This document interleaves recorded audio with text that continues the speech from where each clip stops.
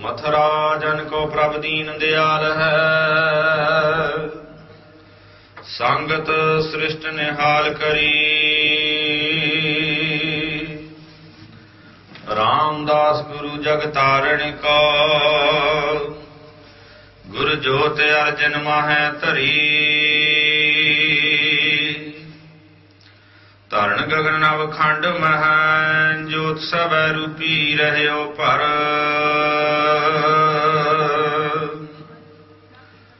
भान मथुरा कछ भेद नहीं। गुर अर्जन परतख हर, सतनाम श्री वाहिगुरु साहिब जीओ। जैत सरी महला पंजवा। वार श्लोकां नाल एक ओंकार सतगुर प्रसाद। श्लोक आद पूरन मद पूरन अंत पूरन परमेश्वर है। सिमरंत संत सर्वत्र रमणं, नानक अगनासन जगदीश्वर है। आद पूरन मद पूरन अंत पूरन परमेश्वर है। सिमरंत संत सर्वत्र रमणं, नानक अगनासन जगदीश्वर है। वेखन सुनन सनावनो, मन मह दृढ़िया साच। पूर रहयो सर्वत्र मैं, नानक हर रंग राच। पौड़ी हर एक नरंजन गाइयै, सब अंतर सोई। करण कारण समरथ प्रभ, जो करे सो होई। खिन मह थापो थापदा, तिस बिन नहीं कोई। खंड ब्रह्मांड पाताल दीप, रव्या सब लोई। जैसे आप बुझाए सो बुझसी, निर्मल जन सोई। खंड ब्रह्मांड पाताल दीप, रव्या सब लोई। जिसे आप बुझाए सो बुझसी, निर्मल जन सोई। वाहिगुरु जी का खालसा, वाहिगुरु जी की फतेह। नानक देव महाराज सच्चे पातशाह, उन्होंने दे दसे स्वरूप, दसा पातशाह के आत्म जो स्वरूप सतगुरु श्री गुरु ग्रंथ साहब महाराज सच्चे पातशाह जी की अपार कृपालता हुई है। अमृत वेले महाराज सच्चे पातशाह जी ने दर्शन बख्शे हैं। सतगुरु जी की पावन पितर हजूरी विच पंज बाणियां दे नितनेम होए। उपरंत आसा जी दी वार दे कीर्तन, गुरु सवारियां दी रस पनी रसना तो आप जी ने सरवण कीते लाहा प्राप्त किया है। अमृत वेले जो हुक्मनामा महाराज सच्चे पातशाह जी ने बख्शिया है, गुरु घर की मर्यादा अनुसार आओ कुछ समय वास्ते सतगुरु सच्चे पातशाह जी दे आए हुए श्री मुख वाग दी विचार सरवण करके लाहा प्राप्त करिए जी। सतनाम श्री वाहिगुरु साहिब जीओ। जैत सरी महला पंजवा। वार श्लोकां नाल एक ओंकार सतगुर प्रसाद। जैत सरी राग विच पंजवें पातशाह जी ने साध संगत जी कृपा की है। ये वार पंजवें पातशाह जी की उचारी हुई है। पौड़ियां भी पंजवें पातशाह जी दियां हन, श्लोक भी पंजवें पातशाह जी दे ने। जय सरी की वार ये सरलेख फिर श्लोकां नाल विशेष करके ये वार श्लोकां दे सहित है, क्योंकि कुछ वारां साध संगत जी बिना श्लोकां तो भी आ जांदियां, जिवें सत्ते पलवंडे दी वार, बसंत दी वार, उन्हां विच कलियां पौड़ियां ही ने, श्लोक नहीं। इस करके ये सरलेख महाराज जी ने कृपा की भई वार श्लोकां समेत है। फिर कीता वस्तु निर्देशक मंगल एक ओंकार सतगुर प्रसाद। अद्वैत स्वरूप परमात्मा सर्वदा प्रकाशक सत चेतन आनंद स्वरूप जो गुरु की कृपा नाल मिलता है जी। श्लोक ਆਦ ਪੂਰਨ ਮਧ ਪੂਰਨ ਅੰਤ ਪੂਰਨ ਪਰਮੇਸ਼ਰ ਹੈ। ਇਸ ਸ਼ਬਦ ਦੀ ਉਥਾਨਕਾ ਵਿਦਵਾਨਾਂ ਨੇ ਸਾਧ ਸੰਗਤ ਜੀ ਲਿਖੀ ਹੈ ਕਿ ਇੱਕ ਵਿਜੇਨਾਥ ਨਾਂ ਦਾ ਬਹੁਤ ਵੱਡਾ ਵਿਦਵਾਨ ਪੰਡਿਤ ਪੰਜਵੇਂ ਪਾਤਸ਼ਾਹ ਜੀ ਦੀ ਹਜ਼ੂਰੀ ਵਿੱਚ ਅੰਮ੍ਰਿਤਸਰ ਪਹੁੰਚਿਆ ਸੀ। ਮਹਾਰਾਜ ਦੀ ਸੋਭਾ ਸੁਣ ਕੇ ਅੰਮ੍ਰਿਤਸਰ ਪਹੁੰਚਿਆ। ਜਿਸ ਵੇਲੇ ਦਰਸ਼ਨ ਕੀਤੇ, ਜੈਸਾ ਸਤਿਗੁਰੂ ਸੁਣੀਦਾ ਤੈਸੋ ਹੀ ਮੈਂ ਡੀਠ। ਬਹੁਤ ਮਨ ਪ੍ਰਸੰਨ ਹੋਇਆ, ਸਤਿਗੁਰੂ ਜੀ ਨੂੰ ਨਮਸਕਾਰ ਕੀਤੀ। ਵਿਦਵਾਨ ਸੀ, ਇਸ ਕਰਕੇ ਫਿਰ ਮਨ ਵਿੱਚ ਆਇਆ ਵੀ ਕੁਝ ਪ੍ਰਸ਼ਨ ਮਹਾਰਾਜ ਜੀ ਨੂੰ ਕੀਤੇ ਜਾਣ। ਆਪਣੇ ਮਨ ਦੀ ਤਸੱਲੀ ਵਾਸਤੇ ਸਤਿਗੁਰਾਂ ਦੇ ਸਨਮੁਖ ਬੈਠ ਕੇ ਸਾਧ ਸੰਗਤ ਜੀ ਬੇਨਤੀ ਕੀਤੀ। ਆਖਿਆ, ਮਹਾਰਾਜ ਸੱਚੇ ਪਾਤਸ਼ਾਹ ਜੀ, ਇਹ ਜਿਹੜੀ ਵਰਣਵੰਡ ਕੀਤੀ ਹੋਈ ਆ ਉਹਦੇ ਅਨੁਸਾਰ ਕੋਈ ਬ੍ਰਾਹਮਣ ਹੈ, ਕੋਈ ਖੱਤਰੀ ਹੈ, ਕੋਈ ਵੈਸ਼ ਹੈ, ਕੋਈ ਸ਼ੂਦਰ ਹੈ। ਤੇ ਸਾਡੇ ਇਹ ਮੰਨਦੇ ਆ ਵੀ ਜਦੋਂ ਬ੍ਰਾਹਮਣ ਚੜ੍ਹਾਈ ਕਰ ਜਾਵੇ ਤੇ ਉਹਦੀ ਜਿਹੜੀ ਅਪਵਿੱਤਰਤਾ ਸੂਤਕ ਪਾਤਕ ਕਰਕੇ ਮੰਨੀ ਗਈ, ਜਨਮ ਵੇਲੇ ਸੂਤਕ, ਮਰਨ ਵੇਲੇ ਪਾਤਕ, ਉਹ ਅਪਵਿੱਤਰਤਾ ਜਿਹੜੀ ਬ੍ਰਾਹਮਣ ਦੀ ਆ ਉਹ 12 ਦਿਨਾਂ 'ਚ ਉਤਰਦੀ ਆ। ਜਿਹੜੀ ਖੱਤਰੀ ਦੀ ਪਵਿੱਤਰਤਾ ਉਹ 13 ਦਿਨਾਂ 'ਚ ਮੰਨੀ ਗਈ। ਜਿਹੜਾ ਵੈਸ਼ ਹੈ ਉਹਦੀ 17 ਦਿਨਾਂ 'ਚ, ਤੇ ਜਿਹੜਾ ਸ਼ੂਦਰ ਹੈ ਉਹਦੀ 40 ਦਿਨ 'ਚ ਮੰਨਦੇ ਆ। ਤੁਹਾਡੇ ਧਰਮ ਵਿੱਚ ਮਹਾਰਾਜ ਸੱਚੇ ਪਾਤਸ਼ਾਹ ਨਾ ਕਿਸੇ ਨੂੰ ਕੋਈ ਖੱਤਰੀ ਕਹਿੰਦਾ, ਨਾ ਸ਼ੂਦਰ ਕਹਿੰਦਾ, ਨਾ ਵੈਸ਼ ਕਹਿੰਦਾ, ਨਾ ਬ੍ਰਾਹਮਣ ਕਹਿੰਦਾ। ਸਾਰੇ ਰਲ ਗਾਡੀ ਨੇ, ਕੋਈ ਪਤਾ ਨਹੀਂ ਲੱਗਦਾ ਕੌਣ ਖੱਤਰੀ ਹੈ, ਕੌਣ ਬ੍ਰਾਹਮਣ ਹੈ, ਕੌਣ ਸ਼ੂਦਰ ਹੈ, ਕੌਣ ਵੈਸ਼ ਹੈ। ਤੇ ਫਿਰ ਇਹ ਤੁਹਾਡੇ ਸਿੱਖਾਂ ਦੀ ਕਲਿਆਣ ਕਿਵੇਂ ਹੁੰਦੀ ਆ? ਸਾਡੇ ਤੇ ਮੰਨਦੇ ਆ ਬਈ ਗਰੁੜ ਪੁਰਾਣ ਦੀ ਕਥਾ ਕੀਤੀ ਜਾਂਦੀ ਹੈ, ਸ਼ੂਦਰਾਂ ਵਾਸਤੇ 40 ਦਿਨ ਦਾ ਵਿਧਾਨ ਹੈ, ਇਸੇ ਤਰ੍ਹਾਂ ਵੈਸ਼ਾਂ ਵਾਸਤੇ 17 ਦਿਨ ਦਾ, ਖੱਤਰੀਆਂ ਵਾਸਤੇ 13 ਦਿਨ ਦਾ ਤੇ ਬ੍ਰਾਹਮਣਾਂ ਵਾਸਤੇ 12 ਦਿਨ ਦਾ। ਮਹਾਰਾਜ ਨੇ ਆਖਿਆ, ਭਾਈ ਇਹ 12-13 ਦਿਨਾਂ ਦੀ ਜਿਹੜੀ ਵੰਡ ਤੇ ਜਾਂ ਫਿਰ ਇਹ ਜਾਤੀਆਂ ਦੀ ਵੰਡ ਕੀਤੀ ਹੈ, ਇਹ ਗੁਰਮਤਿ ਵਿੱਚ ਨਹੀਂ। ਸਾਡੇ ਤੇ ਸਿੱਖਾਂ ਦੀ ਕਲਿਆਣ ਸਿਰਫ ਨਾਮ ਕਰਕੇ ਹੀ ਹੈ। ਨਾਮ ਬਾਣੀ ਪੜ੍ਹਨ ਪੜ੍ਹਾਉਣ ਕਰਕੇ ਸਿੱਖਾਂ ਦੀ ਕਲਿਆਣ ਹੁੰਦੀ। ਹਾਂ, ਉਵੇਂ ਪ੍ਰਾਣੀ ਦੇ ਚੜ੍ਹਾਈ ਕਰ ਜਾਣ ਤੋਂ ਬਾਅਦ ਦੁਸਹਿਰੇ ਦੀ ਮਰਿਆਦਾ ਹੈ।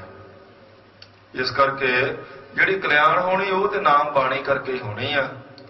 ਸਤਿਗੁਰ ਸੱਚੇ ਪਾਤਸ਼ਾਹ ਜੀ ਨੇ ਸਾਧ ਸੰਗਤ ਜੀ ਉਹ ਕਹਿ ਕੇ ਉਹਦੀ ਵਿਜੇਨਾਥ ਦੇ ਮਨ ਦੀ ਤ੍ਰਿਪਤੀ ਕਰਵਾਈ, ਤਸੱਲੀ ਕਰਵਾਈ। ਫਿਰ ਸਤਿਗੁਰੂ ਜੀ ਨੇ ਆਪਣੇ ਪਵਿੱਤਰ ਮੁਖਾਰਬਿੰਦ ਤੋਂ ਸਾਧ ਸੰਗਤ ਜੀ ਇਹ ਜੈਸੇ ਦੀ ਵਾਰ ਦਾ ਪਹਿਲਾ ਸ਼ਲੋਕ ਪ੍ਰਾਰੰਭ ਕੀਤਾ। ਆਮ ਵਿਧਾਨ ਹੈ ਸਾਧ ਸੰਗਤ ਜੀ ਗੁਰੂ ਘਰ ਵਿੱਚ ਭਈ ਜਦੋਂ ਇਹ ਵਾਰ ਪ੍ਰਾਰੰਭ ਹੁੰਦੀ ਹੈ ਉਦੋਂ ਬਾਣੀ ਦੇ ਪਾਠ ਦਾ ਮੱਧ ਲਾਇਆ ਜਾਂਦਾ। ਇੱਥੇ ਆਣ ਕੇ ਅਰਦਾਸ ਕੀਤੀ ਜਾਂਦੀ ਹੈ। ਕਈ ਵਾਰੀ ਮਨ 'ਚ ਕਈਆਂ ਦੇ ਸਾਧ ਸੰਗਤ ਤੇ ਸਵਾਲ ਆ ਜਾਂਦਾ, ਭਈ ਇਹ ਬਾਣੀ ਦੇ ਤੇ ਸਾਰੇ 1430 ਪੰਨੇ ਆ ਤੇ ਫਿਰ ਮੱਧ ਦੀ ਅਰਦਾਸ 705 ਤੇ ਕਿਉਂ ਕੀਤੀ ਜਾਂਦੀ? ਜਦੋਂ ਕਿ ਪੰਨਿਆਂ ਦੀ ਗਿਣਤੀ ਦੇ ਹਿਸਾਬ ਨਾਲ ਆਪਾਂ ਦੇਖਾਂਗੇ ਤੇ 715 ਤੇ ਕਰਨੀ ਬਣਦੀ ਹੈ ਮੱਧ ਦੀ ਅਰਦਾਸ। ਫਿਰ 705 ਤੇ ਕਿਉਂ ਕਰਦੇ ਆ? ਉਹਦੇ ਕਈ ਕਾਰਨ ਸਾਧ ਸੰਗਤ ਜੀ ਵਿਦਵਾਨਾਂ ਨੇ ਲਿਖੇ ਨੇ, ਪਰ ਇੱਕ ਜਿਹੜਾ ਮੁੱਖ ਕਰਕੇ ਆ, ਗਿਆਨੀ ਨਾਰਦ ਸਿੰਘ ਜੀ ਨੇ ਸਾਧ ਸੰਗਤ ਜੀ ਇੱਕ ਓਂਕਾਰ ਤੋਂ ਲੈ ਕੇ 18, 10, 20 ਤੱਕ ਸਾਰੇ ਸ਼ਬਦਾਂ ਦੀ ਗਿਣਤੀ ਕਰਕੇ ਜਦੋਂ ਉਹਨਾਂ ਸ਼ਬਦਾਂ ਦਾ ਅੱਧ ਕੀਤਾ ਤੇ ਉਹ 705 ਤੇ ਆਉਂਦਾ। ਉਵੇਂ ਹੋਰ ਵੀ ਕਈ ਕਾਰਨ ਲਿਖੇ ਆ। ਇਸ ਕਰਕੇ ਬਾਣੀ ਦਾ ਮੱਧ 705 ਤੇ ਇੱਥੇ ਹੀ ਸਾਧ ਸੰਗਤ ਜੀ ਅਖੰਡ ਪਾਠ ਸਾਹਿਬ ਚੱਲਦਾ ਹੋਵੇ ਤੇ ਮੱਧ ਦੀ ਅਰਦਾਸ ਦਾ ਵਿਧਾਨ ਗੁਰੂ ਘਰ ਵਿੱਚ ਸ਼ੁਰੂ ਤੋਂ ਚੱਲਿਆ ਆਉਂਦਾ। ਸਤਿਗੁਰ ਸੱਚੇ ਪਾਤਸ਼ਾਹ ਜੀ ਨੇ ਸਾਧ ਸੰਗਤ ਦੀ ਪ੍ਰਾਰੰਭਤਾ ਕੀਤੀ। ਆਓ ਮਾਨਚਿਤ ਬਿਰਤੀਆਂ ਦੀ ਇਕਾਗਰਤਾ ਬਣਾ ਕੇ ਸਰਵਣ ਕਰੀਏ, ਲਾਹਾ ਪ੍ਰਾਪਤ ਕਰੀਏ ਜੀ। ਆਦ ਪੂਰਨ ਮੱਧ ਪੂਰਨ ਅੰਤ ਪੂਰਨ ਪਰਮੇਸ਼ਰ ਹੈ। ਉਹ ਅਕਾਲ ਪੁਰਖ ਵਾਹਿਗੁਰੂ ਜਿਹੜਾ ਸਾਧ ਸੰਗਤ ਜੀ ਉਹ ਸ੍ਰਿਸ਼ਟੀ ਦੇ ਆਦ ਸ਼ੁਰੂ ਵਿੱਚ ਵੀ ਪਰਿਪੂਰਨ ਸੀ। ਹੁਣ ਸ੍ਰਿਸ਼ਟੀ ਚੱਲ ਰਹੀ ਹੈ, ਯੁੱਗ ਚੱਲਦੇ ਨੇ, ਹੁਣ ਵੀ ਪਰਿਪੂਰਨ ਹੈ। ਤੇ ਜਦੋਂ ਸ੍ਰਿਸ਼ਟੀ ਦੀ ਲੈਦਾ ਉਹ ਕਰ ਦੇਵੇਗਾ, ਜਾਬਦ ਕਰਖ ਕਰਾ ਕਰਤਾਰਾ ਪ੍ਰਜਾ ਧਰਤਬ ਦੇਹ ਅਪਾਰਾ, ਜਾਬਾ ਕਰਖ ਕਰਤ ਹੋ ਕਬ ਹੂੰ ਤੁਮ ਮੈਂ ਮਿਲਤ ਦੇਹ ਧਰ ਸਭ ਹੂੰ। ਉਦੋਂ ਵੀ ਜਦੋਂ ਸਾਰੀ ਸ੍ਰਿਸ਼ਟੀ ਉਹ ਆਪਣੇ ਵਿੱਚ ਹੀ ਸਮਾ ਲਵੇਗਾ, ਕੋਈ ਨਹੀਂ ਬਾਕੀ ਰਹੇਗਾ, ਫਿਰ ਵੀ ਪ੍ਰਮਾਤਮਾ ਸਾਧ ਸੰਗਤ ਜੀ ਇਸੇ ਤਰ੍ਹਾਂ ਪਰਿਪੂਰਨ ਹੀ ਰਹੇਗਾ। ਆਦ ਪੂਰਨ ਮੱਧ ਪੂਰਨ ਅੰਤ ਪੂਰਨ ਪਰਮੇਸ਼ਰ ਹੈ। ਸ੍ਰੀ ਗੁਰੂ ਗ੍ਰੰਥ ਸਾਹਿਬ ਮਹਾਰਾਜ ਸੱਚੇ ਪਾਤਸ਼ਾਹ ਜੀ ਦੇ ਆਦ ਵਿੱਚ ਵੀ ਪਰਮੇਸ਼ਰ ਦੀ ਵਡਿਆਈ ਹੈ, ਕਿਉਂਕਿ ਨਾਮ ਦੀ ਵਡਿਆਈ ਇੱਕ ਓੰਕਾਰ ਸਤਿਨਾਮ। ਫਿਰ ਮੱਧ ਵਿੱਚ ਵੀ ਨਾਮ ਦੀ ਵਡਿਆਈ ਹੈ। ਬਨਵੰਤ ਨਾਨਕ ਸਦਾ ਤ੍ਰਿਪਤੇ ਹਰ ਨਾਮ ਭੋਜਨ ਖਾਇਆ, ਜਿੱਥੇ ਅਰਦਾਸ ਕਰਦੇ ਉਸ ਤੋਂ ਪਹਿਲਾਂ ਵਚਨ। ਫਿਰ ਅੰਤ ਵੀ ਸਾਧ ਸੰਗਤ ਜੀ ਮਹਾਰਾਜ ਜੀ ਦੇ ਨਾਮ ਦੀ ਵਡਿਆਈ ਹੈ। ਸੋ ਨਾਨਕ ਨਾਮ ਮਿਲਿਆ ਤਾਂ ਜੀਵਾਂ, ਤਨ ਮਨ ਥੀਵੇ ਹਰਿਆ। ਗੁਰੂ ਗ੍ਰੰਥ ਸਾਹਿਬ ਮਹਾਰਾਜ ਸੱਚੇ ਪਾਤਸ਼ਾਹ ਜੀ ਦੇ ਆਦ ਵਿੱਚ ਵੀ ਪਰਮੇਸ਼ਰ ਦੀ ਵਡਿਆਈ, ਮੱਧ ਵਿੱਚ ਵੀ ਪਰਮੇਸ਼ਰ ਦੀ ਵਡਿਆਈ, ਅੰਤ ਵਿੱਚ ਵੀ ਪਰਮੇਸ਼ਰ ਦੀ ਵਡਿਆਈ।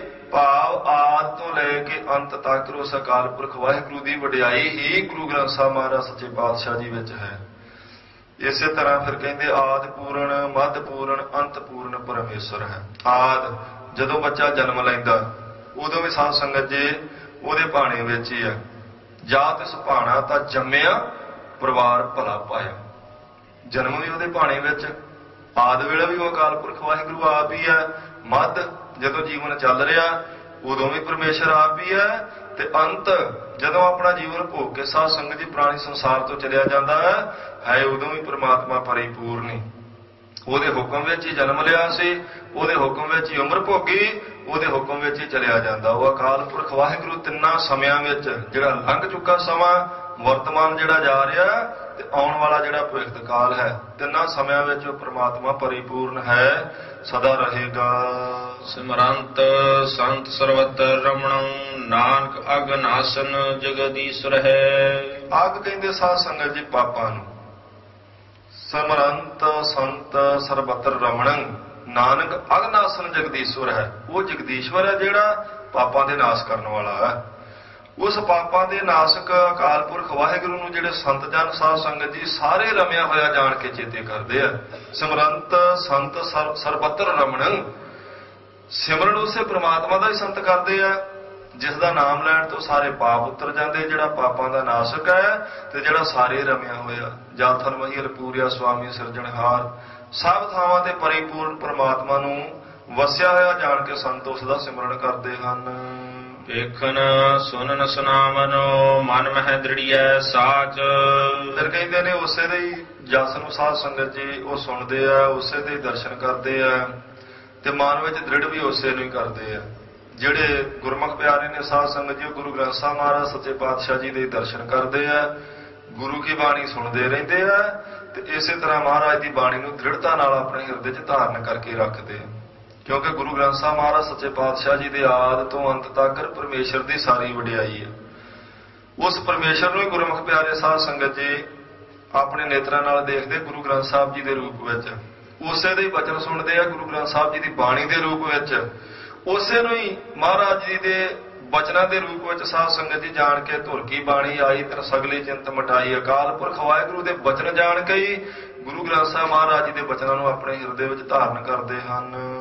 ਪੂਰ ਰਹਿਓ ਸਰਵਤਰ ਮੈਂ ਨਾਨਕ ਹਰ ਰੰਗ ਰਾਚ। ਉਹ ਜਿਹੜਾ ਸਾਧ ਸੰਗਤ ਜੀ ਸਾਰਿਆਂ ਵਿੱਚ ਪਰਿਪੂਰਨ ਹੈ ਉਹਦੇ ਨਾਲ ਪ੍ਰੇਮ ਕਰਦੇ ਫਿਰ ਸੰਤ ਜਨ।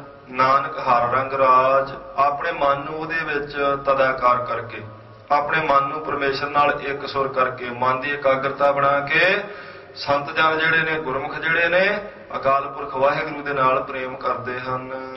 ਪੌੜੀ ਹਰ ਏਕ ਨਰੰਜਨ ਗਾਈਐ ਸਭ ਅੰਤਰ ਸੋਈ। ਧੰਨ ਗੁਰੂ ਅਰਜਨ ਦੇਵ ਮਹਾਰਾਜ ਸੱਚੇ ਪਾਤਸ਼ਾਹ ਜੀ ਕਿਰਪਾ ਕਰਦੇ ਆ। ਉਹ ਕਹਿੰਦੇ ਭਾਈ ਉਸ ਇੱਕ ਅਕਾਲ ਪੁਰਖ ਵਾਹਿਗੁਰੂ ਦੇ ਗੀਤ ਗਾਉਣੇ ਚਾਹੀਦੇ ਆ ਜਿਹੜਾ ਸਾਰਿਆਂ ਦੇ ਅੰਦਰ ਆਦਿ ਪੂਰਨ, ਮੱਧ ਪੂਰਨ, ਅੰਤ ਪੂਰਨ ਪਰਮੇਸ਼ਰ ਹੈ।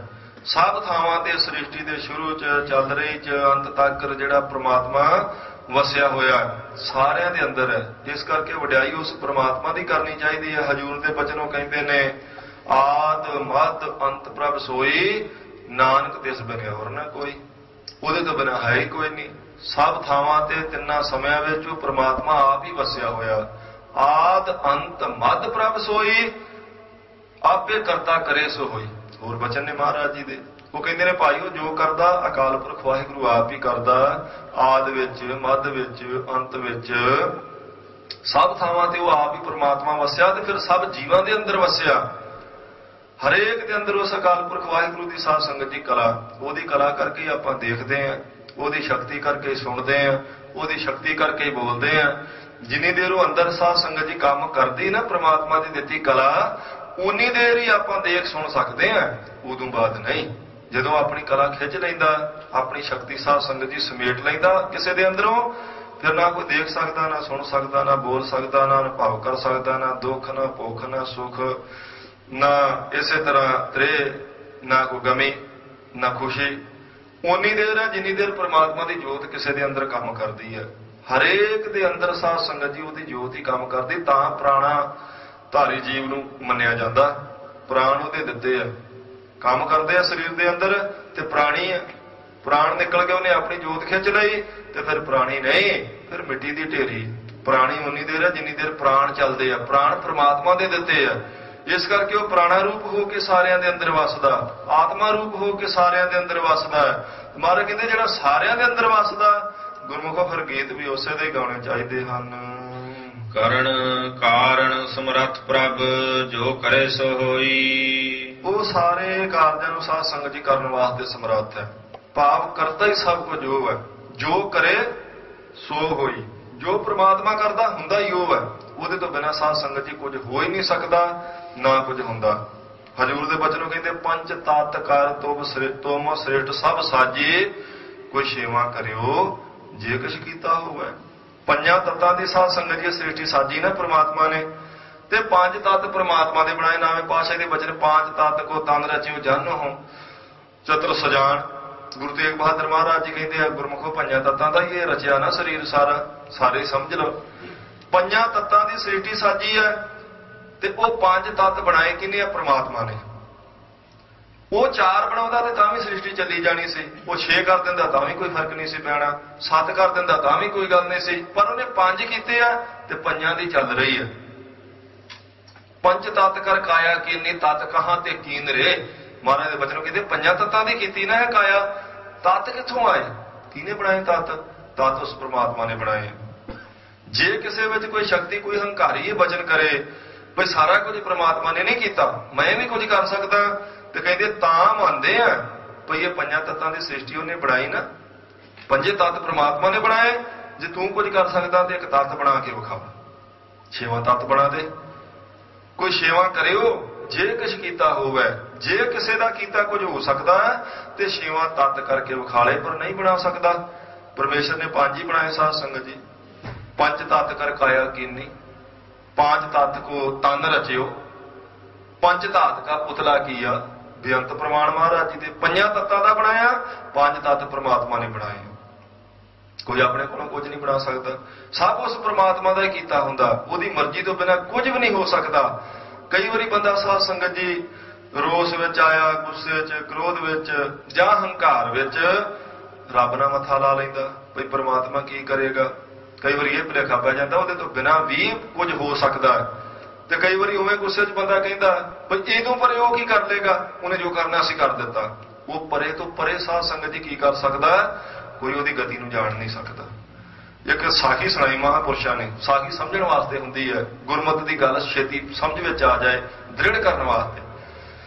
ਕਹਿੰਦੇ ਨੇ ਸਾਧ ਸੰਗਤ ਜੀ ਕਿਤੇ 2 ਜੋੜੇ ਬਾਲਕ ਪੈਦਾ ਹੋਏ ਤੇ ਉਹਨਾਂ ਦੇ ਸਰੀਰ ਆਪੋ ਵਿੱਚ ਦੀ ਜੁੜੇ ਸਨ। ਅਜੇ ਵੀ ਕਿਤੇ ਕਿਤੇ ਇਦਾਂ ਹੋ ਜਾਂਦਾ, ਤੁਸੀਂ ਪੜ੍ਹਦੇ ਜੇ ਪੇਪਰਾਂ 'ਚ ਵੀ ਸਰੀਰ ਬੱਚਿਆਂ ਦੇ ਜੁੜੇ ਹੁੰਦੇ, ਆਪਰੇਸ਼ਨ ਕਰਕੇ ਅਲੱਗ ਕਰਨੇ ਪੈਂਦੇ ਆ। ਉਦੋਂ ਆਪਰੇਸ਼ਨ ਦੀ ਵਿਵਸਥਾ ਨਹੀਂ ਸੀ। ਉਹਨਾਂ ਦੋਵਾਂ ਬੱਚਿਆਂ ਦੇ ਸਰੀਰ ਜੁੜੇ, ਆਪੋ 'ਚ ਉਹਦੀ ਪਿੱਠਾਂ ਜੁੜੀਆਂ ਸਨ। ਹੌਲੀ ਹੌਲੀ ਵੱਡੇ ਹੋਏ। ਇੱਕ ਦਾ ਸੁਭਾਅ ਗੁਰਮੁਖਾਂ ਵਾਲਾ ਸੀ, ਇੱਕ ਦਾ ਸੁਭਾਅ ਮਨਮੁਖਾਂ ਵਾਲਾ ਸੀ। ਸਾਖਤ ਬੰਦਾ ਜਿਹੜਾ ਗੁਰਮੁਖ ਹੈ, ਹੁਣ ਉਹਨਾਂ ਦਾ ਦੋਵਾਂ ਦੇ ਪਿੱਠਾਂ ਜੁੜੀਆਂ, ਜਿੱਧਰ ਜਾਣਾ ਦੋਵਾਂ ਨੇ ਇਕੱਠਿਆਂ ਨਹੀਂ ਜਾਣਾ। ਜਿਹੜਾ ਗੁਰਮੁਖ ਸੁਭਾਅ ਵਾਲਾ ਉਹਨੇ ਕਹਿਣਾ ਭਈ ਰੱਬ ਨੂੰ ਚੇਤੇ ਕਰ, ਰੱਬ ਹੀ ਦੁੱਖ ਕੱਟ ਸਕਦਾ। ਜਿਹੜਾ ਥੋੜਾ ਜਿਹਾ ਦੂਜੇ ਸੁਭਾਅ ਵਾਲਾ ਸੀ ਉਹਨੇ ਕਹਿਣਾ ਵੀ ਹੁਣ ਰੱਬ ਨੂੰ ਚੇਤੇ ਕਰਨ ਦਾ ਕੀ ਲਾਭ ਹੈ, ਏਦਾਂ ਤੇ ਉਹਨੇ ਕਰ ਦਿੱਤਾ ਸਾਨੂੰ, ਇਹਦੋਂ ਪਰੇ ਉਹ ਕੀ ਕਰ ਦੂਗਾ, ਇੰਨਾ ਦੁੱਖ ਦਿੱਤਾ, ਇਕੱਠੇ ਹੀ ਬਹਿਨੇ ਆ, ਇਕੱਠੇ ਖਾਣੇ ਪੀਣੇ ਆ, ਹੁਣ ਦੱਸ ਕੀ ਕਰ ਸਕਦੇ। ਜਿੱਥੇ ਤੂੰ ਜਾਣਾ ਮੈਂ ਨਹੀਂ ਵੀ ਜਾਣਾ ਚਾਹੁੰਦਾ, ਜਾਣਾ ਹੀ ਪੈਂਦਾ ਭਈ ਉਹਨੇ ਜਦੋਂ ਜੋੜ ਹੀ ਦਿੱਤੇ ਆ, ਇੰਨਾ ਦੁੱਖ ਦਿੱਤਾ, ਹੁਣ ਇਹਦੋਂ ਪਰੇ ਮੈਂ ਨਹੀਂ ਚੇਤੇ ਕਰਨਾ। ਵੀ ਮੈਂ ਚੇਤੇ ਤੇ ਤਾਂ ਕਰਾਂ ਨਾ ਵੀ ਕੁਝ ਚੰਗਾ ਕੀਤਾ ਹੋਵੇ, ਉਹਨੇ ਚੰਗਾ ਹੀ ਨਹੀਂ ਕੀਤਾ, ਹੁਣ ਇਹਦੋਂ ਬਾਅਦ ਉਹ ਕੀ ਕਰ ਸਕਦਾ, ਉਹਨੂੰ ਮੈਂ ਚੇਤੇ ਕਰਾਂ। ਉਹਨੇ ਆਖਿਆ ਨਹੀਂ ਨਹੀਂ ਏਦਾਂ ਨਹੀਂ ਕਹੀਦਾ, ਇਹ ਕੋਈ ਆਪਣੀ ਕਰਮਗਤੀ ਹੋ ਸਕਦੀ। ਜਿਹੜਾ ਏਦਾਂ ਪ੍ਰਮਾਤਮਾ ਨੇ ਕੀਤਾ ਉਹ ਬਹੁਤ ਕੁਝ ਕਰ ਸਕਦਾ। ਉਹ ਚਾਹਵੇ ਤੇ ਦੁੱਖ ਘੱਟ ਵੀ ਸਕਦਾ, ਚਾਹਵੇ ਕੁਝ ਹੋਰ ਵੀ ਕਰ ਸਕਦਾ। ਉਹ ਕਹਿੰਦਾ ਉਹ ਕੁਝ ਨਹੀਂ ਕਰ ਸਕਦਾ, ਉਹਨੇ ਜੋ ਕਰਨਾ ਸੀ ਕਰ ਦਿੱਤਾ, ਇਹਦੋਂ ਪਰੇ ਕੀ ਕਰ ਲੇਗਾ। ਮੈਂ ਨਹੀਂ ਉਹਨੂੰ ਮੰਨਦਾ, ਨਾ ਮੈਂ ਚੇਤੇ ਕਰਨਾ, ਜੋ ਕਰ ਸਕਦਾ ਕਰਕੇ ਵਿਖਾ ਲੈ। ਵੀ ਇਹਦੋਂ ਪਰੇ ਹੋਰ ਕਰ ਕੀ ਦੇਵੇਗਾ। ਉਹ ਦੇਵਨੇਤ ਨਾਲ ਹੀ ਸਾਧ ਸੰਗਤ ਜੀ ਕੁਝ ਕੁ ਦਿਨਾਂ ਬਾਅਦ ਕਹਿੰਦੇ ਜਿਹੜਾ ਗੁਰਮੁਖ ਸੁਭਾਅ ਵਾਲਾ ਸੀ ਵਿੱਚੋਂ ਉਹ ਚੜ੍ਹਾਈ ਕਰ ਗਿਆ। ਹੁਣ ਉਹ ਚੜ੍ਹਾਈ ਕਰ ਗਿਆ, ਹੈ ਤਾਂ ਦੋਵੇਂ ਜੁੜੇ ਆ, ਮਨਮੁਖ ਜਿਉਂਦਾ, ਗੁਰਮੁਖ ਦੇ ਤੇ ਪ੍ਰਾਣ ਨਿਕਲ ਗਏ। ਹੁਣ ਸਾਧ ਸੰਗਤ ਜੀ ਪਹਿਲਾਂ ਤੇ ਉਹ ਜਿਉਂਦਾ ਸੀ ਤੇ ਗੱਲ ਹੋਰ ਸੀ, ਜਦੋਂ ਉਹ ਚੜ੍ਹਾਈ ਕਰ ਗਿਆ ਹੁਣ ਉਹਦੀ ਲਾਸ਼ ਲਈ ਫਿਰਦਾ ਨਾਲ, ਨਾ ਤਾਂ ਅਲੱਗ ਹੋ ਸਕਦਾ, ਇੱਕ ਮਰ ਗਿਆ ਇੱਕ ਜਿਉਂਦਾ ਮਨਮੁਖ। ਫਿਰ ਉਹ ਲਾਸ਼ ਜਿਹੜੀ ਸਾਧ ਸੰਗਤ ਜੀ ਉਹ ਖਰਾਬ ਹੋਈ ਜਾਂਦੀ ਹੈ। ਜਦੋਂ ਅੱਤ ਦਾ ਦੁੱਖ ਹੋਇਆ ਨਾ, ਲਾਸ਼ ਨੂੰ ਚੁੱਕ ਚੁੱਕ ਕੇ ਢੋ ਢੋ ਕੇ ਉਹਦਾ ਭਾਰ ਥੱਕ ਗਿਆ ਅੱਗੇ, ਤੇ ਉਹ ਆਪ ਤੁਰਦਾ ਆਸਰਾ ਕਰਦਾ ਸੀ ਕੁਝ ਨਾਲ। ਹੁਣ ਸਾਰੀ ਲਾਸ਼ ਹੀ ਸਾਧ ਸੰਗਤ ਦੀ ਪਿੰਡੇ ਨਾਲ ਚੰਬੜੀ ਆ। ਫਿਰ ਉਹ ਬੋ ਮਾਰਦੀ ਆ। ਫਿਰ ਸਾਧ ਸੰਗਤ ਕੰਨਾਂ ਨੂੰ ਹੱਥ ਲਾਏ, ਪਰ ਰੱਬ ਦੀ ਗਤੀ ਨੂੰ ਕੋਈ ਨਹੀਂ ਜਾਣਦਾ। ਉਹ ਪਤਾ ਨਹੀਂ ਪਰੇ ਤੋਂ ਪਰੇ ਕੀ ਕਰ ਸਕਦਾ। ਪਹਿਲਾਂ ਤਾਂ ਗੁੱਸੇ ਚ ਆਉਂਦਾ, ਕਹਿੰਦਾ ਇਹਦੋਂ ਪਰੇ ਕੀ ਕਰ ਲੇਗਾ, ਹੁਣ ਜੋੜ ਤੇ ਦਿੱਤਾ, ਦੁੱਖ ਤੇ ਦਿੱਤਾ ਹੀ ਆ। ਪਰ ਉਹਨੇ ਕਿਹਾ ਜੀ ਤੇ ਦੁੱਖ ਦਾ ਨਮੂਨਾ ਉਹਨੇ ਇੱਕ ਹੋਰ ਵਿਖਾਇਆ ਮਾੜਾ ਜਿਹਾ, ਉਹ ਕੁਝ ਵੀ ਕਰ ਸਕਦਾ। ਪਤਾ ਹੀ ਨਹੀਂ ਸਾਧ ਸੰਗਤ ਜੀ, ਪ੍ਰਮਾਤਮਾ ਸਭ ਕੁਝ ਅਸਲ ਵਿੱਚ ਕਰਦਾ ਹੀ ਉਹ ਹੈ, ਉਹਦੇ ਤੋਂ ਬਿਨਾਂ ਕੁਝ ਹੋ ਹੀ ਨਹੀਂ ਸਕਦਾ। ਇੱਕ ਅੰਗਰੇਜ਼ੀ ਪੇਪਰ 'ਚ ਸਾਧ ਸੰਗਤ ਜੀ ਟੂਕ ਮਾਤਰ ਗੱਲ ਕਿਸੇ ਦੀ ਲਿਖੀ ਪੜ੍ਹੀ ਸੀ, ਭਾਵੇਂ ਕੀਤੀ ਤੇ ਉਹਨਾਂ ਨੇ ਉਹ ਉਦਾਂ ਹੀ ਹੈ ਮਖੌਲ ਵਜੋਂ, ਪਰ ਗੱਲ ਕੰਮ ਦੀ ਹੈ। ਇੰਗਲਿਸ਼ ਪੇਪਰ ਵਿੱਚ ਸਾਧ ਸੰਗਤ ਜੀ ਆਈ ਸੀ, ਲਿਖਿਆ ਹੋਇਆ ਕੋਈ ਸਾਇੰਸਦਾਨਾਂ ਨੇ, ਸਾਇੰਟਿਸਟਾਂ ਨੇ ਇੱਕ ਵਾਰੀ ਪ੍ਰਮਾਤਮਾ ਨੂੰ ਚੈਲੰਜ ਕੀਤਾ ਵੀ ਹੁਣ ਸਾਰਾ ਕੁਝ ਅਸੀਂ ਕਰ ਸਕਦੇ ਹਾਂ, ਤੂੰ ਚੱਲ, ਤੇਰੀ ਕੋਈ ਲੋੜ ਨਹੀਂ। ਉਹਨੇ ਆਖਿਆ ਅੱਛਾ ਭਾਈ ਸਾਰਾ ਕੁਝ ਹੀ ਤੁਸੀਂ ਕੀ ਕਰ ਲਓਗੇ? ਉਹ ਕਹਿੰਦੇ ਸਭ ਤੋਂ ਵੱਧ ਲੋਕ ਇਹੋ ਕਹਿੰਦੇ ਸੀ ਵੀ ਜੰਮਣਾ ਮਰਨਾ ਜਿਹੜਾ ਉਹ ਪ੍ਰਮਾਤਮਾ ਦੇ ਹੱਥ 'ਚ ਆ, ਬਾਕੀ ਤਾਂ ਸਾਰਾ ਕੁਝ ਅਸੀਂ ਕੀਤਾ ਹੀ ਹੈ, ਪਦਾਰਥਾਂ ਦੀ ਖੋਜ ਸਭ।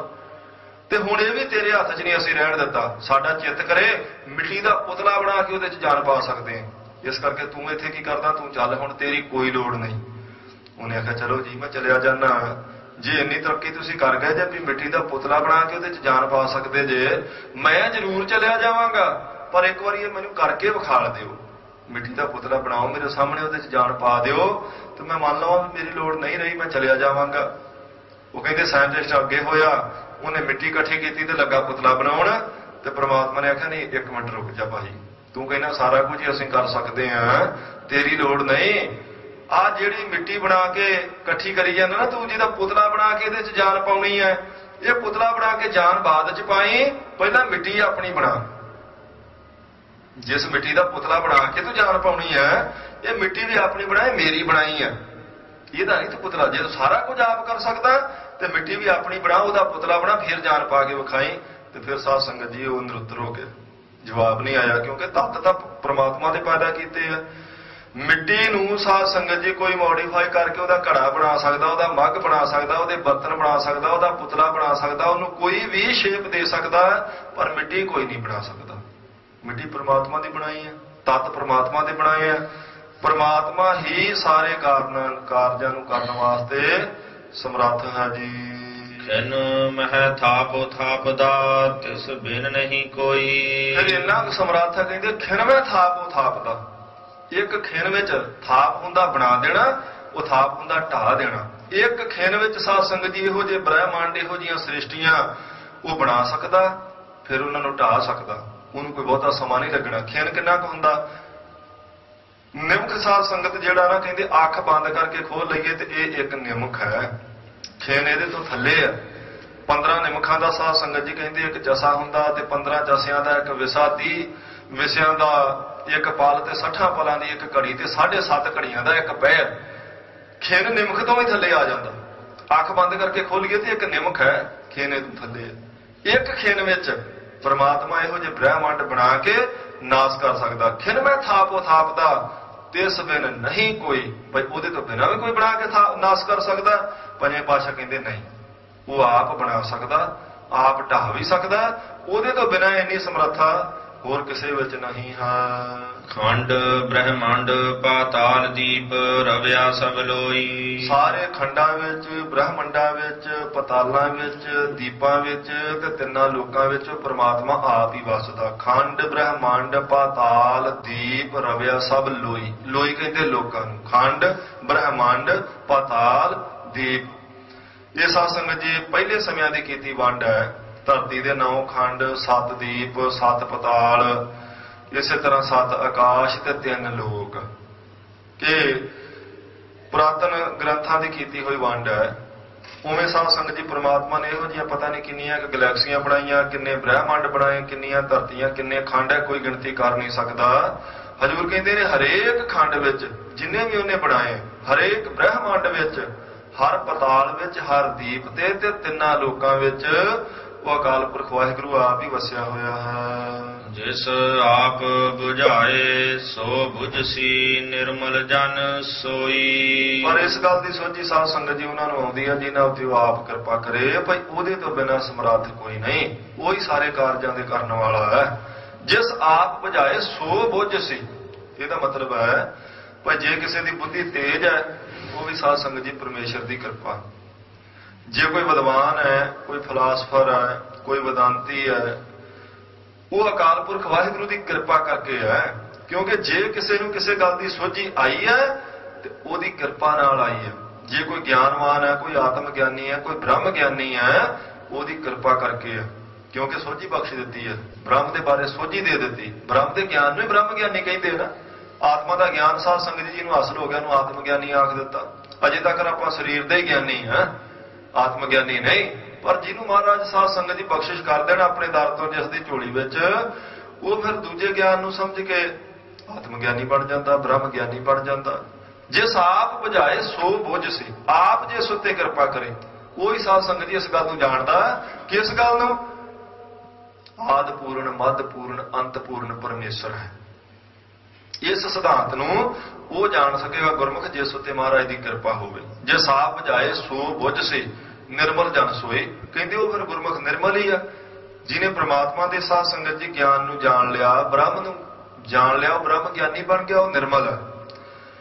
ਪਰ ਉਸ ਗਿਆਨ ਨੂੰ ਜਾਣੇਗਾ ਉਹ ਜਿਸ ਉੱਤੇ ਸਾਧ ਸੰਗਤ ਜੀ ਉਹ ਕਿਰਪਾ ਕਰੇ। ਫਿਰ ਉਹ ਇਸ ਗੱਲ ਨੂੰ ਬੁੱਝੇ, ਇਸ ਗੱਲ ਦੀ ਸੋਝੀ ਆਵੇ ਭਾਈ ਤਿੰਨਾਂ ਸਮਿਆਂ 'ਚ, ਤਿੰਨਾਂ ਕਾਲਾਂ ਵਿੱਚ ਉਹ ਪ੍ਰਮਾਤਮਾ ਆਪ ਸੱਚ ਹੈ, ਫਿਰ ਪਰਿਪੂਰਨ ਹੈ, ਫਿਰ ਸਾਰੇ ਕਾਰਜਾਂ ਨੂੰ ਕਰਨ ਵਾਸਤੇ ਸਮਰੱਥ ਹੈ। ਉਹਦੇ ਤੋਂ ਬਿਨਾਂ ਦੂਜੀ ਸ਼ਕਤੀ ਕੋਈ ਨਹੀਂ ਜਿਹੜੀ ਕੁਝ ਕਰ ਸਕਦੀ ਹੋਵੇ। ਫਿਰ ਸਾਰਿਆਂ ਦੇ ਅੰਦਰ ਵਸਿਆ, ਅੰਦਰ ਵਸ ਕੇ ਵੀ ਨਿਰਲੇਪ ਹੈ, ਲਪਾਏਮਾਨ ਨਹੀਂ। ਜਿਵੇਂ ਆਪਾਂ ਲਪਾਏਮਾਨ ਹੈ, ਕਦੀ ਸਾਨੂੰ ਗੁੱਸਾ ਸਤਾਉਂਦਾ, ਕਦੀ ਸਾਧ ਸੰਗਤ ਜੀ ਮੋਹ ਆ ਜਾਂਦਾ, ਕਦੀ ਲੋਭ ਆ ਜਾਂਦਾ, ਕਦੀ ਹੰਕਾਰ ਆ ਜਾਂਦਾ। ਹਰ ਇੱਕ ਪਾਸੇ ਆਪਾਂ ਲਪਾਏਮਾਨ ਹੈ, ਦੁੱਖ ਕਰਕੇ, ਸੁੱਖ ਕਰਕੇ, ਭੁੱਖ ਕਰਕੇ, ਤ੍ਰੇਹ ਕਰਕੇ। ਕਦੀ ਪਿਆਸ ਸਤਾਉਂਦੀ, ਕਦੀ ਭੁੱਖ ਸਤਾਉਂਦੀ ਹੈ। ਪਰ ਪ੍ਰਮਾਤਮਾ ਲਪਾਏਮਾਨ ਨਹੀਂ, ਉਹਨੂੰ ਨਾ ਦੁੱਖ ਸਤਾਉਂਦਾ, ਨਾ ਸੁੱਖ ਸਾਧ ਸੰਗਤ ਜੀ ਹੰਕਾਰ ਵਿੱਚ ਆਉਣ ਦਿੰਦਾ, ਨਾ ਉਹਨੂੰ ਭੁੱਖ ਸਤਾਉਂਦੀ, ਨਾ ਤ੍ਰੇਹ ਸਤਾਉਂਦੀ। ਹੈ ਸਾਰਿਆਂ ਦੇ ਅੰਦਰ, ਬਾਹਰ ਵੀ, ਪਰ ਲਪਾਏਮਾਨ ਨਹੀਂ। ਸਾਰਿਆਂ ਦੇ ਅੰਦਰ ਵਸਦਾ ਹੋਣ ਕਰਕੇ ਵੀ ਉਹ ਲਪਾਏਮਾਨ ਨਹੀਂ। ਇਸ ਗੱਲ ਦੀ ਸੋਝੀ ਕਹਿੰਦੇ ਨੇ ਭਾਈ ਗੁਰਮੁਖੋ ਤਾਂ ਆਉਂਦੀ ਜੇ ਪ੍ਰਮਾਤਮਾ ਕਿਰਪਾ ਕਰੇ। ਜਿਸ ਆਪ 부ਝਾਏ ਸੋ 부ਝਸੀ, ਉਸੇ ਨੂੰ ਸਮਝ ਆਵੇਗੀ ਜਿਸ ਨੂੰ ਮਹਾਰਾਜ ਕਿਰਪਾ ਕਰਕੇ ਆਪ ਸਮਝਾਉਣਾ ਚਾਹਣ। ਗੁਰਾ ਇੱਕ ਦੇਹ 부ਝਾਈ, ਗੁਰੂ ਸਾਹਿਬ ਇੱਕ ਗੱਲ ਸਮਝਾ ਦਿਓ। 부ਝਾਈ ਦਾ ਅਰਥ ਬੁੱਝਣਾ। ਮਹਾਰਾਜ ਇੱਕ ਗੱਲ ਸਮਝਾਓ, ਇੱਕ ਗੱਲ ਅਸੀਂ ਬੁੱਝ ਲਈਏ। ਕਿਹੜੀ ਗੱਲ? ਸਭਨਾ ਜੀਆਂ ਕਾ ਇੱਕ ਦਾਤਾ ਸੋ ਮੈਂ ਵਿਸਰ ਨਾ ਜਾਈ। ਮਹਾਰਾਜ ਉਹ ਸਾਰੇ ਜੀਵਾਂ ਦਾ ਦਾਤਾ ਨਾ, ਜਿਹੜਾ ਇੱਕੋ ਹੀ, ਕੋ 2 4 10 20 ਦਾਤੇ ਨਹੀਂ, ਸਾਰੀ ਸ੍ਰਿਸ਼ਟੀ ਦਾ ਦਾਤਾ ਇੱਕੋ ਹੀ ਹੈ। ਸਭ ਜੀਵਾਂ ਨੂੰ ਸੂਖਮ ਤੇ ਸਥੂਲ, ਜੜ ਤੇ ਚੇਤਨ ਜਿੰਨੇ ਵੀ ਨੇ, ਸਾਰਿਆਂ ਨੂੰ ਦਾਤਾਂ ਦੇਣ ਵਾਲਾ ਉਹ ਆਪ ਹੀ ਹੈ। ਇਹ ਗੱਲ ਸਾਨੂੰ ਕਦੇ ਨਾ ਭੁੱਲੇ, ਇਹ ਸਮਝਾ ਦਿਓ ਮਹਾਰਾਜ ਜੀ। ਜਦੋਂ ਬੇਨਤੀ ਕਰੀਦੀ ਹੈ ਫਿਰ ਗੁਰੂ ਕਿਰਪਾ ਕਰਦਾ। ਫਿਰ ਮਹਾਰਾਜ ਜੀ ਸਾਧ ਸੰਗਤ ਜੀ ਚੰਗੀ ਸੋਝੀ ਬਖਸ਼ ਦੇਣ, ਉੱਤਮ ਮੱਤ ਬਖਸ਼ ਦੇਣ, ਸ੍ਰੇਸ਼ਟ ਬੁੱਧ ਬਖਸ਼ ਦੇਣ ਤੇ ਕੋਈ ਗੁਰੂ ਦੀ ਗੱਲ ਨੂੰ ਸਮਝ ਲਵੇ। ਜਿਹਨੇ ਸਮਝ ਲਿਆ ਨਿਰਮਲ ਜਨ ਸੋਈ। ਹਜ਼ੂਰ ਕਹਿੰਦੇ ਗੁਰਮੁਖੋ ਉਹ ਨਿਰਮਲ ਹੈ, ਉਹਦੇ ਮਨ ਦੀ ਮੈਲ ਉਤਰ ਗਈ ਹੈ, ਸੰਸਕਾਰਾਂ ਦੀ ਮੈਲ ਉਤਰ ਗਈ, ਵਿਕਾਰਾਂ ਦੀ ਮੈਲ ਉਤਰ ਗਈ, ਪਾਪਾਂ ਦੀ ਮੈਲ ਉਤਰ ਗਈ, ਉਹ ਨਿਰਮਲ ਹੈ। ਇਹ ਪੰਜਵੇਂ ਪਾਤਸ਼ਾਹ ਜੀ ਨੇ ਸਾਧ ਸੰਗਤ ਜੀ ਕਿਰਪਾ ਕੀਤੀ। ਅੰਮ੍ਰਿਤ ਵੇਲੇ ਹੁਕਮਨਾਮੇ ਦੇ ਰੂਪ ਵਿੱਚ ਸਤਿਗੁਰ ਸੱਚੇ ਪਾਤਸ਼ਾਹ ਜੀ ਦੀ ਅੰਮ੍ਰਿਤਮਈ ਬਾਣੀ ਦੀ ਵਿਚਾਰ ਕਰਦਿਆਂ ਬਹੁਤ ਸਾਰੀਆਂ ਭੁੱਲਾਂ ਹੁੰਦੀਆਂ ਹੋਈਆਂ। ਭੁੱਲਾਂ ਚੁੱਕਾਂ ਦੀ ਸੰਗਤ ਖਿਮਾ ਬਖਸ਼ੇ, ਪ੍ਰੇਮ ਨਾਲ ਫਤਿਹ ਦਾ ਜਵਾਬ ਦਿਓ। ਬੁਲਾਓ ਜੀ। ਵਾਹਿਗੁਰੂ ਜੀ ਕਾ ਖਾਲਸਾ।